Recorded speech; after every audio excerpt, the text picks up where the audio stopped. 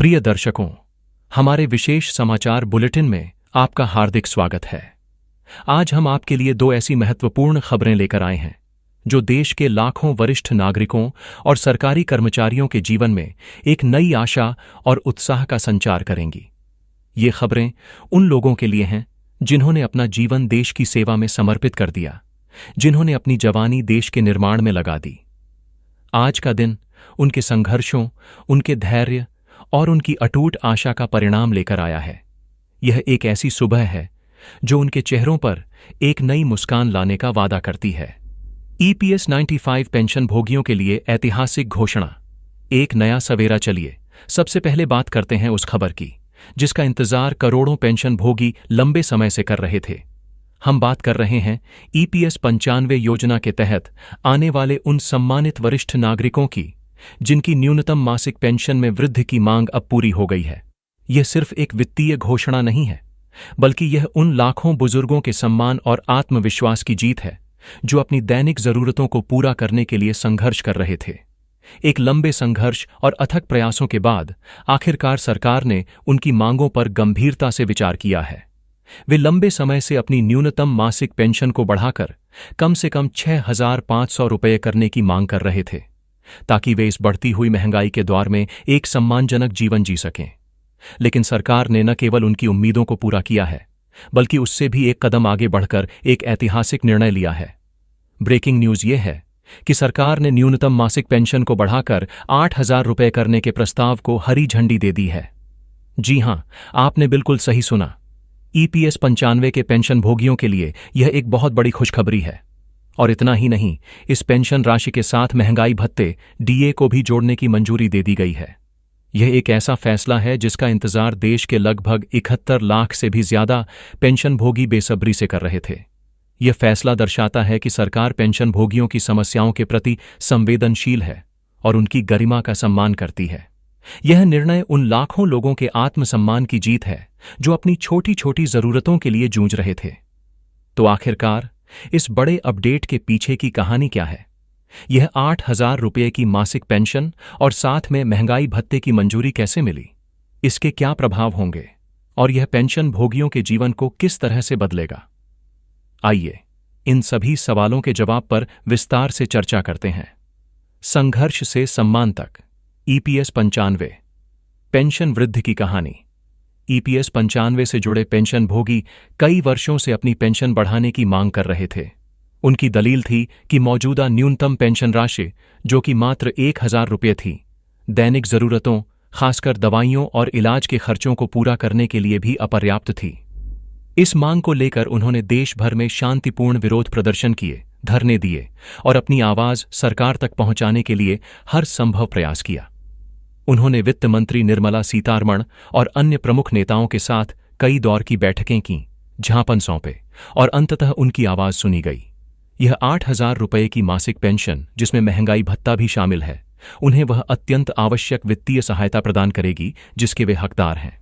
यह बदलाव, जिसे अप्रैल 2025 में सर्वोच्च न्यायालय के एक पुराने फैसले की भावना का भी समर्थन प्राप्त है, सेवानिवृत्त लोगों के लिए एक सम्मानजनक और सुरक्षित जीवन सुनिश्चित करने की दिशा में एक ऐतिहासिक कदम है।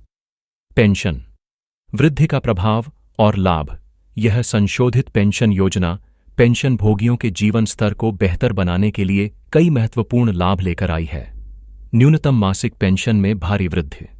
सबसे बड़ा लाभ यह है कि न्यूनतम मासिक पेंशन को सीधे 8 गुना बढ़ाकर 8,000 रुपये कर दिया गया है।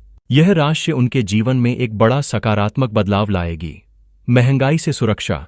दूसरा महत्वपूर्ण लाभ यह है कि इस पेंशन को महंगाई से जोड़ा गया है।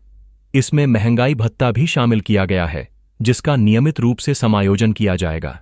इसका मतलब है कि जैसे जैसे महंगाई बढ़ेगी, उनकी पेंशन भी बढ़ेगी, जिससे उनकी क्रय शक्ति बनी रहेगी। यह एक ऐसा कदम है जो उन्हें बढ़ती हुई कीमतों के दबाव से बचाएगा। स्वचालित अपडेट। तीसरी और सबसे सुविधाजनक बात यह है कि पेंशन भोगियों को इस बढ़े हुए लाभ को पाने के लिए फिर से आवेदन करने या किसी कार्यालय के चक्कर काटने की कोई आवश्यकता नहीं होगी। यह लाभ उनके मौजूदा पेंशन खातों में स्वचालित रूप से अपडेट कर दिया जाएगा। पारदर्शिता और पहुंच। यह योजना देश के सभी ईपीएस 95 पेंशन धारकों पर लागू होगी, चाहे वे ग्रामीण क्षेत्र में रहते हों या शहरी क्षेत्र में, और चाहे उन्होंने किसी कारखाने में काम किया हो या किसी कार्यालय में। बढ़ा हुआ पेंशन का भुगतान सीधे उनके बैंक खातों में जमा किया जाएगा, जिससे पारदर्शिता सुनिश्चित होगी और किसी भी तरह की देरी या भ्रष्टाचार की गुंजाइश खत्म हो जाएगी। इन सभी परिवर्तनों का एकमात्र उद्देश्य देश के लाखों बुजुर्ग श्रमिकों की सेवानिवृत्ति को तनाव मुक्त और वित्तीय रूप से सुरक्षित बनाना है। नई पेंशन प्रणाली कैसे काम करेगी? आपके मन में यह सवाल उठ रहा होगा कि यह नई पेंशन प्रणाली आखिर काम कैसे करेगी। तो आपको बता दें कि नई पेंशन की संरचना को बहुत ही सरल और निष्पक्ष रखा गया है। 8,000 रुपये की न्यूनतम पेंशन सभी पात्र ईपीएस 95 सदस्यों पर लागू होगी, चाहे उनका पिछला नियोक्ता कोई भी हो। महंगाई भत्ते की गणना अखिल भारतीय उपभोक्ता मूल्य सूचकांक AICPI के आंकड़ों के आधार पर की जाएगी। यह वही सूचकांक है जिसके आधार पर केंद्रीय कर्मचारियों के महंगाई भत्ते की गणना होती है। इस महंगाई भत्ते में साल में 2 बार यानी अर्धवार्षिक रूप से संशोधन किया जाएगा, ताकि यह बढ़ती लागतों के साथ कदम से कदम मिलाकर चल सके। इस नई व्यवस्था की शुरुआत इसी साल 2025 से हो रही है और सभी ईपीएस 95 पेंशनभोगी इसके लिए पात्र माने जाएंगे। हालांकि पेंशनभोगियों के लिए यह सुनिश्चित करना अत्यंत महत्वपूर्ण है कि उनके बैंक खाते का विवरण और KYC अपने ग्राहक को जाने का विवरण कर्मचारी भविष्य निधि संगठन EPFO के रिकॉर्ड में पूरी तरह से सही और अपडेटेड हो। ऐसा करने से उन्हें भुगतान प्राप्त करने में किसी भी प्रकार की देरी या समस्या से बचने में मदद मिलेगी। व्यापक प्रभाव, अर्थव्यवस्था और जीवन पर असर। पेंशन में यह अभूतपूर्व बढ़ोतरी लगभग 71 लाख पेंशनभोगियों और उनके परिवारों के जीवन में एक क्रांतिकारी बदलाव लाएगी। जब उनके हाथ में अधिक पैसा होगा तो वे भोजन, स्वास्थ्य सेवा और आवास जैसी अपनी बुनियादी जरूरतों पर बेहतर तरीके से खर्च कर पाएंगे। पेंशन में वृद्धि होने से सेवानिवृत्त लोग अधिक आराम और सम्मान के साथ अपना जीवन जी सकेंगे और उनका आर्थिक तनाव काफी हद तक कम हो जाएगा। इसका एक और सकारात्मक प्रभाव अर्थव्यवस्था पर भी पड़ेगा। जब लाखों पेंशन भोगियों की क्रय शक्ति बढ़ेगी तो वे बाजार में अधिक सामान और सेवाएं खरीदेंगे, जिससे स्थानीय व्यवसायों को भी बढ़ावा मिलेगा और मांग में वृद्धि होगी। हालांकि अर्थशास्त्र के विशेषज्ञ यह चेतावनी भी देते हैं कि सरकार को इस योजना को लंबे समय तक टिकाऊ बनाए रखने के लिए कर्मचारी भविष्य निधि संगठन EPFO के फंड का प्रबंधन बहुत सावधानीपूर्वक और कुशलता से करना होगा, ताकि आने वाली पीढ़ियों के लिए भी यह योजना सुचारू रूप से चलती रहे। पेंशन भोगियों के लिए आगे की राह। सबसे अच्छी खबर यह है कि इस नई और बढ़ी हुई पेंशन राशि को प्राप्त करने के लिए पेंशन भोगियों को अपनी ओर से कोई विशेष कार्यवाही करने की आवश्यकता नहीं है। EPFO ने इस भुगतान प्रक्रिया को स्वचालित रूप से अपडेट करने की व्यवस्था की है। जैसे ही यह प्रणाली लागू होगी, बढ़ी हुई पेंशन उनके खातों में आनी शुरू हो जाएगी। हालांकि जैसा कि हमने पहले भी जोर दिया, सभी पेंशन भोगियों को यह सलाह दी जाती है कि वे एक बार EPFO के आधिकारिक पोर्टल पर जाकर यह अवश्य जांच लें कि उनके बैंक खाते का विवरण, आधार कार्ड लिंकिंग और अन्य KYC विवरण पूरी तरह से सही हैं या नहीं। सरकार पेंशन सेवाओं तक पहुंच को और भी आसान बनाने के लिए उमंग ऐप और EPFO के अपने डिजिटल प्लेटफॉर्म जैसे विकल्पों पर भी लगातार काम कर रही है। किसी भी नवीनतम अपडेट और अधिक जानकारी के लिए सभी पेंशन भोगी EPFO की आधिकारिक वेबसाइट, जो कि www.ipfindia.gov.in है, पर जा सकते हैं और अपनी संतुष्टि के लिए सभी विवरणों की जांच कर सकते हैं। पुरानी पेंशन योजना। सरकारी कर्मचारियों के लिए एक नई उम्मीद अब रुख करते हैं आज की दूसरी बड़ी खबर की ओर, जो कि ओल्ड पेंशन स्कीम OPS यानी पुरानी पेंशन योजना से जुड़ी है। यह खबर न केवल वर्तमान सरकारी कर्मचारियों के लिए बल्कि उन युवाओं के लिए भी महत्वपूर्ण है जो सरकारी नौकरी में अपना भविष्य देखते हैं। सरकारी कर्मचारियों के लिए यह एक बहुत बड़ी खुशखबरी के रूप में सामने आ रही है, खासकर जब बात सेवानिवृत्ति के बाद के जीवन और परिवार की वित्तीय सुरक्षा की आती है। पुरानी पेंशन स्कीम को हमेशा से एक बेहद अहम और सुरक्षित विकल्प माना जाता रहा है। देश के कई राज्यों में जब से नई पेंशन योजना NPS लागू हुई है, तभी से कर्मचारी लगातार यह मांग कर रहे हैं कि पुरानी पेंशन स्कीम को फिर से बहाल किया जाए। उनके लंबे संघर्ष और आंदोलनों के बाद अब कई राज्यों ने पुरानी पेंशन स्कीम को फिर से लागू करने का महत्वपूर्ण निर्णय लिया है, जिसने लाखों कर्मचारियों और उनके परिवारों के भविष्य के प्रति एक नई उम्मीद की किरण जगा दी है।